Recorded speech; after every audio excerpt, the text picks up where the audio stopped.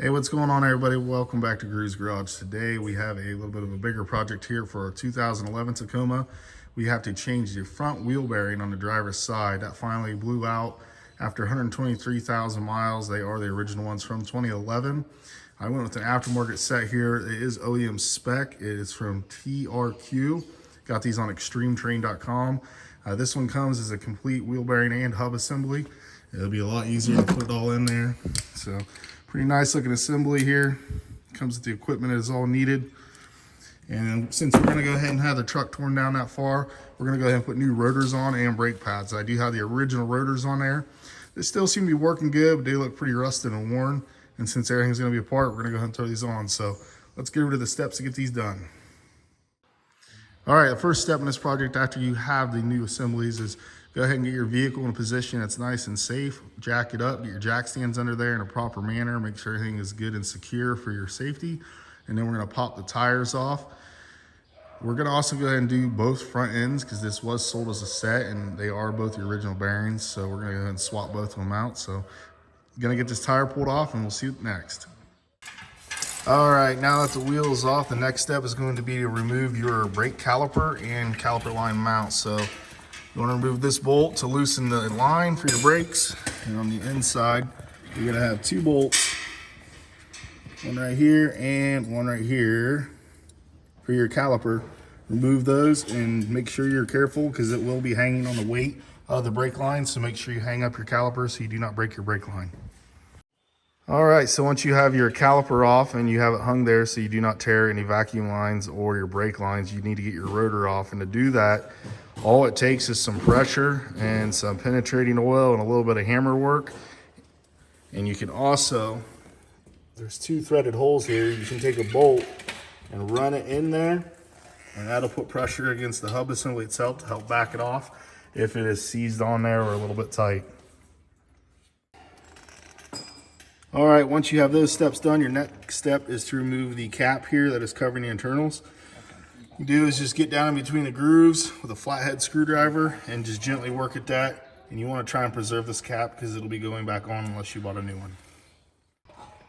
All right, once your cap is off, you need to bend this cotter pin straight, push it out, and remove this locking collar here. All right, once you have your cotter pin removed and that collar off, now you need to get the axle nut off, and that is going to be a 35 millimeter.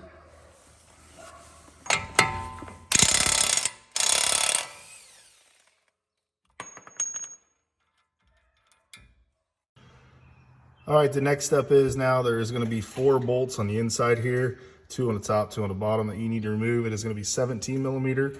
You'll notice they don't pull all the way out, but they'll loosen from the assembly. That is fine.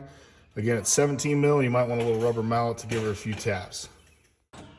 All right, once you got those 4 bolts out, your whole assembly should slide off the axle there. And the inside of here was extremely dirty and metaled up for us. That is where our bearing failed. So it's time to clean up this area and get the new assembly on. All right, something important to note about your new assembly. Right around here on the inside, you need to put your O-ring gasket on. You're gonna have a little bag of seals here. You'll have an O-ring gasket in there, and that drops over. And you wanna make sure it's on there nice and smooth. That way you got a good seal. So you do not wanna miss that step because it was not on when I got these. All right, so once you have your axle area and spindle all cleaned up, put a little bit of never seize around here. You don't want it down in the bolt holes, but just a little light layer around the contact area, especially if you live in these Midwest states where you get to salt. That way it doesn't seize up down the future if you have to replace it. Not necessarily an issue for the Southwest states, but something to consider. Next step is gonna be to put the new assembly on. All right, so the new assembly is on here. Do not forget to put your dust shield back on. It goes in between. And your 4 bolts here, make sure you tighten them down evenly. That way you have constant pressure and it's not over tight on one area. And I don't have a way to use a torque wrench for that, so we're gonna use a German measurement of Guten tight. All right, it is back on there. Those 4 bolts are tight. The next thing is to install your axle nut. Make sure you check your torque specs. This truck that I am driving calls for 173 pound-feet of torque. Next thing we're gonna do is put our little collar back on and the cotter pin in. All right, we have the rotors back on here. It's the new ones. We said we're gonna go ahead and change them. We got the collar on and the cotter pin in there. And now we just got a couple lug nuts on here to keep this held up while we go ahead and put the new brake pads in to our caliper. All right, after all that's done, make sure you reinstall your caliper after you put your brake pads back in. Get your tire back on, make sure everything's torqued the way you want it, do a final inspection, and that is it.